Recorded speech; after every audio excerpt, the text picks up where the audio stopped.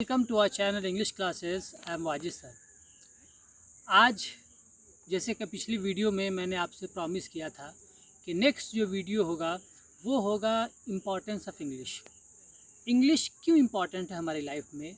आज इंग्लिश का इस पूरे वर्ल्ड में इंग्लिश का क्या इम्पोर्टेंस है, इंग्लिश को किस शक्ल में किस रूप में रिकॉग्नाइज़ किया जाता है और इंग्लिश जानने के बाद हमें क्या क्या इससे फ़ायदा हो सकता है, तो इसको हम देखेंगे।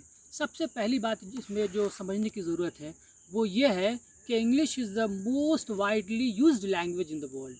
इंग्लिश जो है वो पूरी दुनिया में सबसे ज़्यादा इस्तेमाल किया जाने वाला, सबसे ज़्यादा प्रयोग की जाने वाली बातचीत में जो भाषा आज पूरी दुनिया में है वो इंग्लिश है। और आज के डेट में ये पूरा वर्ल्ड जो है ये ग्लोबल विलेज बन गया है इंटरनेट के अब आने के बाद।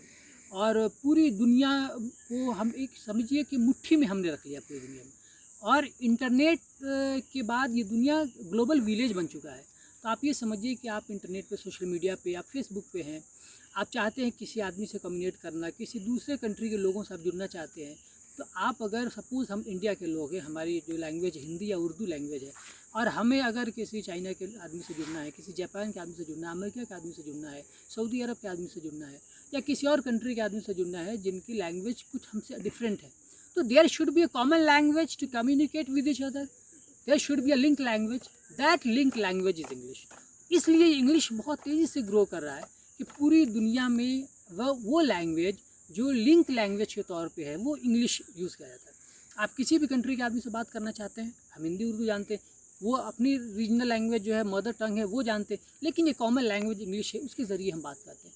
आप देखिए कि इंग्लिश का पूरी दुनिया में जो इंटरनेशनल कोई भी स्पोर्ट्स मीट होता है, कोई अगर क्रिकेट वर्ल्ड कप हो रहा है, अगर फुटबॉल का वर्ल्ड कप हो रहा है, इसी तरह से कोई ओलंपिक का मैच हो रहा है, कोई एथलीट्स का मैच, कुछ भी अगर इस तरह का मैच हो रहा है और पूरी दुनिया के लोग वहाँ जमा हैं, दर्शक ऑडियंस पूरी दुनिया से हो सकते हैं, टीम जो है पूरी दुनिया अलग अलग कंट्रीज़ की है, सबकी अलग अलग भाषा है, तो वहाँ पर आपस में एक दूसरे से बात करने के लिए या जो अंपायर होंगे, जो रेफरीज होंगे, उनकी लैंग्वेज क्या होगी, कमेंटेटर उनकी लैंग्वेज क्या होगी, वो लैंग्वेज जाहिर है इंग्लिश होगी। तो ये इंग्लिश कॉमन लैंग्वेज है कि जो लिंक करने के लिए काम आता है। अब बात है कि जो इंटरनेशनल जो ऑफिसेज हैं, इंटरनेशनल कंपनीज़ हैं, वो कंपनीज़ पूरी दुनिया में वो उनको एम्प्लॉय चाहिए काम करने के लिए। हमारे इंडिया में भी आज इंटरनेशनल बहुत सारे कॉल सेंटर्स हैं जो इंटरनेशनल जो मल्टीनेशनल कंपनीज़ हैं उनके लिए काम करते हैं। अब अमेरिका कॉल सेंटर है, वो अमेरिका से कॉल आता है, फिर वहाँ से वापस अमेरिका जाता है और कॉल अटेंड कहाँ किया जाता है, कॉल सेंटर इंडिया में है। तो आप ये देखें कि वो लोग वैसे एम्प्लॉय को हायर करते हैं कि who have fair knowledge of English. They hire those employees who have fair knowledge of English, जिनकी इंग्लिश बहुत अच्छी है, they are good at English, वैसे लोगों को जॉब दिया जाता है। तो आप देखिए कि अगर आपको इंग्लिश आती है, आपने बहुत ज़्यादा टेक्निकल इंजीनियरिंग, मेडिकल वगैरह कुछ बहुत ज़्यादा आपने नहीं किया है, आप अगर फॉर्मल एजुकेशन हासिल किया, ट्रेडिशनल आपने ग्रेजुएशन किया, इंटरमीडिएट किया, आपने कर रखा 12th, लेकिन आपकी चूँकि इंग्लिश अच्छी है तो आपको वो हायर करते हैं, आपको 30,000, 35,000, 40,000, 50,000 और कुछ बड़ी ऐसी इंडस्ट्री कंपनीज जिसमें 1-1 लाख रुपए तक सैलरी है। तो आप देखें, आप इंडिया में अब हम बात करें तो इंडिया जो है, हमारी कंट्री जो है वो डाइवर्स हमारा कल्चर है, हमारे लोगों की अलग अलग भाषाएँ हैं, अलग अलग हमारा पहनावा है, अलग अलग स्टेट की बोली अलग है, खान पान अलग है, धर्म मज़हब अलग है। तो हमारे इंडिया में भी लिंक लैंग्वेज के तौर पे सपोज़ हमें अगर केरला के आदमी से बात करना हो, हमें चेन्नई में अगर कर्नाटक, तमिलनाडु, ये सब अलग जगह है, आसाम में, बंगाल में बहुत सारी ऐसी जगह है, बहुत अंदर इंटीरियर बहुत सारे इलाका ऐसा है बहुत सारे स्टेट में कि जहाँ के लोग हिंदी नहीं बोल पाते सही से, उर्दू नहीं बोल पाते सही से। फिर उन लोगों के लिए इंडिया के अंदर ही लिंक लैंग्वेज के तौर पे कौन सी भाषा यूज़ की जाती है, वहाँ भी इंग्लिश यूज़ की जाती है। अगर आप चाहते हैं वहाँ की अपना बिजनेस करें, आप चाहते हैं अगर घूमने ही आप जाते हैं, या आप चाहते हैं टूरिस्ट गाइड के तौर पे काम करने के लिए, तो वहाँ पर भी इंग्लिश जो लैंग्वेज है ये आपको एक कम्युनिकेट करने के लिए, आप अपने आइडियाज़ को शेयर करना चाहते हैं उनसे, तो वहाँ पे कम्युनिकेशन के लिए भी इंग्लिश ज़रूरी है। इंडिया के अंदर इंग्लिश जो है वो सेकंड लैंग्वेज के तौर पे यूज़ किया जाता है। सेकंड ऑफिशियल लैंग्वेज भी इंडिया में इंग्लिश है।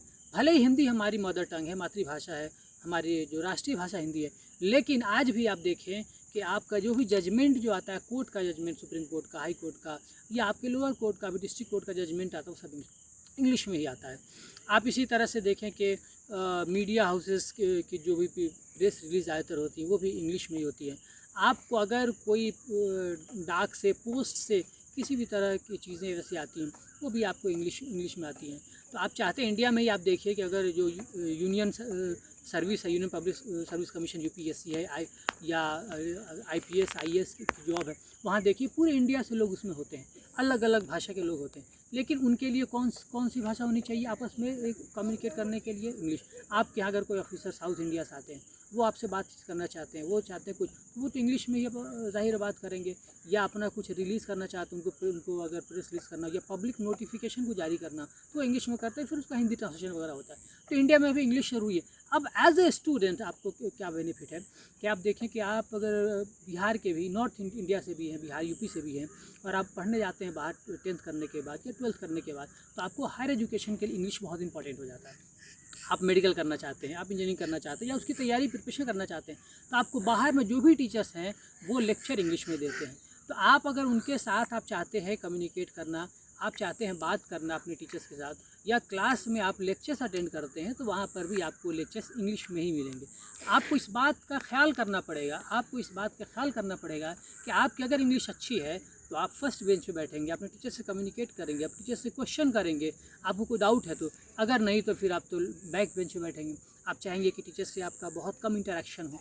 तो ये सारी चीज़ें बहुत इंपॉर्टेंट है कि स्टूडेंट के लिए कि आपकी इंग्लिश अच्छी है। आप मेडिकल करने जाते हैं, जिन्हीं कॉलेजेस में आते हैं, आप देखिए कि एकेडमिक जो बुक्स हैं, वो टेक्नोलॉजी की जो भी बुक्स हैं, वो सारी बुक्स आपको इंग्लिश में हैं। अगर आप कोई प्रिपरेशन कर रहे हैं, आप चाहते हैं कोई डॉक्यूमेंट आपको निकालना, आप विकीपीडिया से निकालना चाहते हैं, आप गूगल करना चाहते हैं, अगर आपकी इंग्लिश अच्छी नहीं है तो आपको बहुत सारे डॉक्यूमेंट्स नहीं मिलेंगे। हिंदी में बहुत कम है, लिमिटेड है, या चूँकि इंग्लिश तो पूरी दुनिया की भाषा है, तो जितने भी रिसर्च है, पेपर्स है, या जर्नल है, मैगज़ीन है, या जो न्यूज़पेपर्स है, उनका कोई भी एडिटोरियल पेज है या जो भी रिसर्च पेपर है, वो सब इंग्लिश में ही होता है। तो इसलिए इंग्लिश बहुत इंपॉर्टेंट है। आपको पढ़ाई के बाद भी जॉब लेने में, जॉब इंटरव्यूज़ फेस करना आप चाहते हैं, if you are good at English, you will be able to get your job easily. आप अपनी जॉब को आसानी से हासिल कर सकते हैं। आप कहीं भी जाते हैं जॉब इंटरव्यू देने के लिए, तो आपको, आपकी इंग्लिश अच्छी है तो आपको जल्दी लिया जाता है। सेल्स मार्केटिंग में भी देखिए कि आपको सेल्स ऑफिसर के तौर पे या मैनेजर के तौर पे आप बहुत तेज़ी से आप वहाँ पे ग्रो करते हैं, आप बहुत जल्दी से तरक्की करते हैं, क्योंकि आपकी इंग्लिश बहुत अच्छी है। तो कम्युनिकेशन के लिए इंग्लिश बहुत ज़रूरी है। पिछले वीडियो मैंने बताया था कि इंग्लिश आप कैसे, how can you improve your English. अब मैं बता रहा हूँ कि why is English very important for us and what is the importance of English. ये सारी चीज़ें जिसको आप फॉलो करके आप अच्छा कर सकते हैं। पिछले वीडियो को आप ज़रूर देखें, मैं लिंक इसका डाल दूँगा डिस्क्रिप्शन में। और आप इस वीडियो को, आपको अच्छा लगे तो आगे शेयर कीजिए, और जिन लोगों ने अब तक सब्सक्राइब नहीं किया है, सब्सक्राइब ज़रूर कर दें, और बेल आइकन भी ज़रूर दबा दें। पिछले वीडियो को आप सब ने लाइक किया, आप पे बहुत सारा कमेंट आया, उसके लिए आप सब लोगों का बहुत बहुत शुक्रिया। Thanks for watching.